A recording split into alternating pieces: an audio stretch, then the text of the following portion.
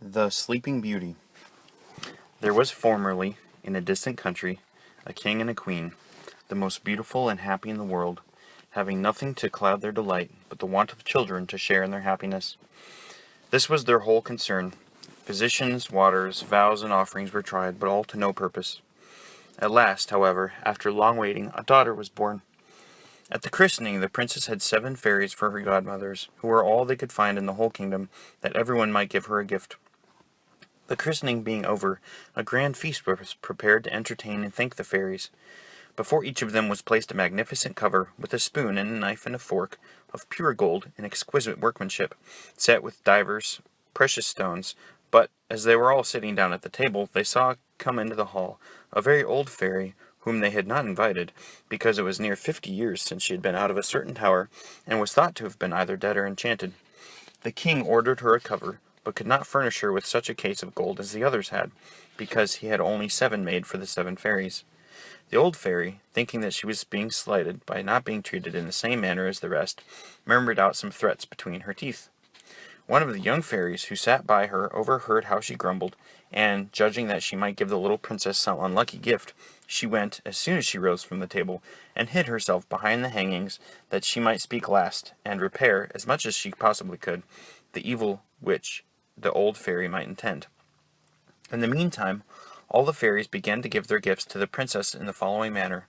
The youngest gave her gift that she should be the most beautiful person in the world.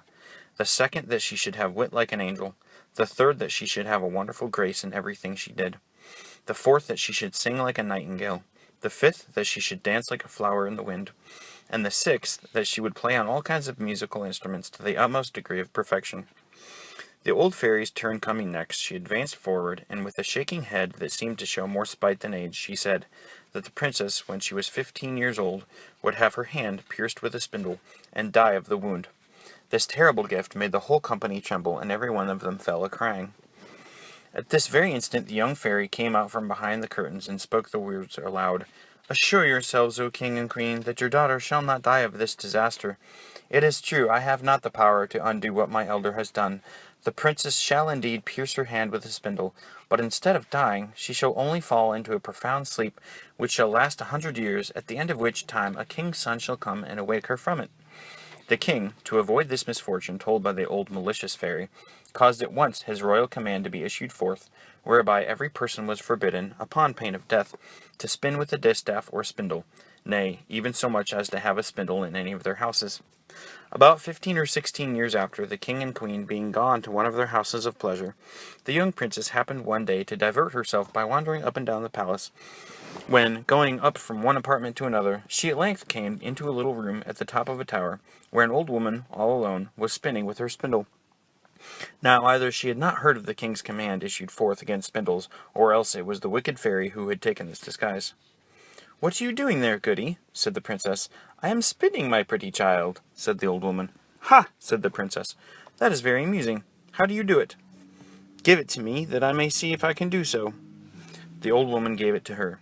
She had no sooner taken it into her hand than, whether being very hasty at it or somewhat awkward, or that the decree of the spiteful fairy had caused it, it is not certainly to be known. But, however, sure it is that the spindle immediately ran into her hand, and she directly fell down upon the ground in a swoon. Thereupon the old woman cried out for help, and people came in from every quarter in great numbers. Some threw water upon the princess's face, unlaced her, struck her on the palm of her hands, and rubbed her temples with Hungary water. But all they could do did not bring her to herself. The good fairy, who had saved her life by condemning her to sleep 100 years, was in the kingdom of Matakin, 12,000 leagues off, when this accident befell the princess. But she was instantly informed of it by a little dwarf, who had boots of 7 leagues, that is, boots with which he could tread over 7 leagues of ground at one stride. The fairy left the kingdom immediately, and arrived at the palace about an hour after, in a fairy chariot drawn by dragons. The king handed her out of the chariot, and she approved of everything he had done, but as she had very great oversight, she thought that when the princess should awake, she might not know what to do with herself, being all alone in the old palace. Therefore she touched with her hand everything in the palace, except the king and queen, governesses, maids of honor, ladies of the bedchamber, gentlemen officers, stewards, cooks, undercooks, scullions, guards, with their beef-eaters, pages, and footmen. She likewise touched all the horses that were in the stables, pads as well as others, the great dog in the outer court, and the little spaniel that lay by her on the bed.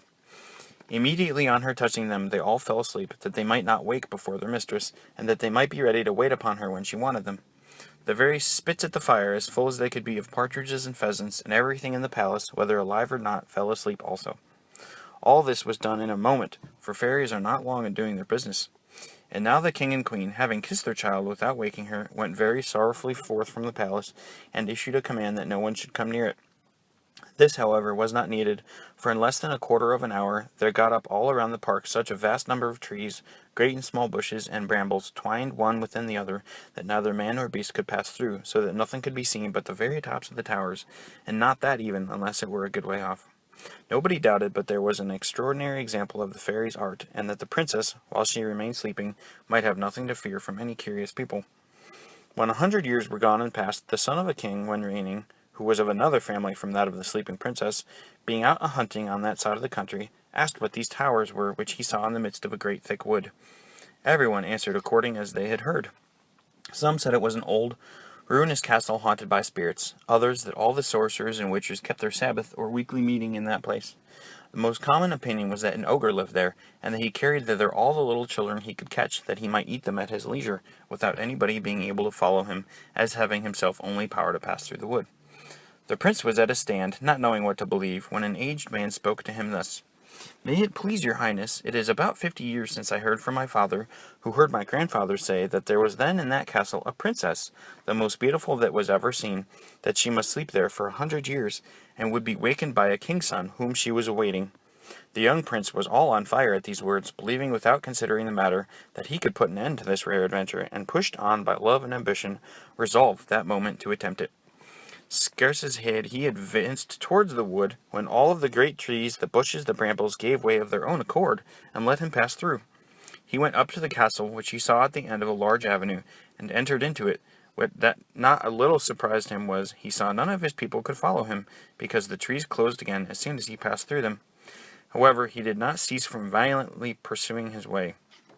He came into a spacious outward court, where everything he saw might have frozen up the most hardy person with horror. There reigned all over a most frightful silence, the image of death everywhere showing itself, and there was nothing to be seen but stretched out bodies of men and animals seeming to be dead. He, however, very well knew by the rosy faces and red noses of the beef-eaters that they were only asleep, and their goblets, wherein still remained some few drops of wine, plainly showed that they had fallen asleep while drinking. He then crossed a court paved with marble, went upstairs, and came into the guard chamber, where the guards were standing in their ranks with their halberds on their shoulders, and snoring as loud as they could. After that he went through several rooms full of gentlemen and ladies, all asleep, some sitting and some standing. At last he came into a chamber all gilt with gold.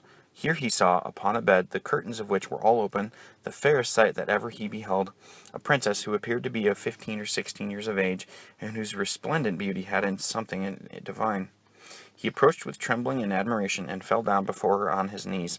And now the enchantment was at an end. The princess awaked, and looked at him kindly, said, "Is it you, my prince? I have waited for you a long time." The prince, charmed with these words, and much more with the manner in which they were spoken, answered that he loved her better than the whole world.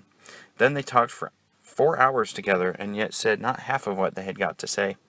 In the meantime all the palace awakened, everyone thinking on his particular business. The chief lady of honor, being ready to die of hunger, grew very impatient, and told the princess aloud that supper was served up. The prince then gave her his hand, though her attire was very magnificent. His royal highness did not forget to tell her that she was dressed like his great-grandmother, but, however, she looked not the least beautiful and charming for all that.